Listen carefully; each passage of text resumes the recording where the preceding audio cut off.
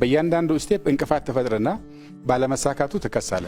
ድንገት የተረጋጋ ሁኔታ ከተፈጠረ በተለየ መልኩ ጎዳለሁ ብሎ የሚያፈል ከግርግር ብቻ እንደሚያተርፍ የሚያምን ኃይል አለ። ማስቀረት ይቻል ነበር። አብሮ እየዶለተ ብሎ ግን መሬታችን ተይዟል ደሞ ብሎ ሚዲያ ሲያገኝ ይከሳል። እኛ ያለምንበት የሆነ ነገር ተደረገ፣ መንግስት አስረክበው መጡ ምናምን የሚሉት ወሬ አለ። የምን መንግስት?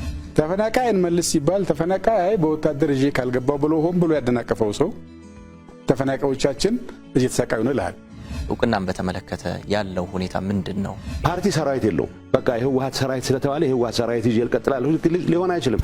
መጥቶ ተነጋግሮ ተስማምቶ ፈርሞ ጥሩ ነው ብሎ አመስግኖ ሄዶ ልክ እንደተካደ ሰውና ጉዳዩን እንደማያውቀው ሰው እንዳድሶ ነው የመከራከር ነገር ነው አንዱ ፈተና የሚያበዛው። ይሄ ለምን ሆነ? ምንድነው ምክንያቱ?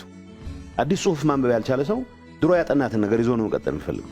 ቃላት ጭምር ሳይቀይር መኖር ከቻለ ለአሁኑ ትውልድ ኦብሶሌት ነው፣ ምንም ርባና የለውም ማለት ነው። አዲስ ፓርቲ እያዋቀራችሁ ነው የሚባለው ምን ላይ ደረሰ?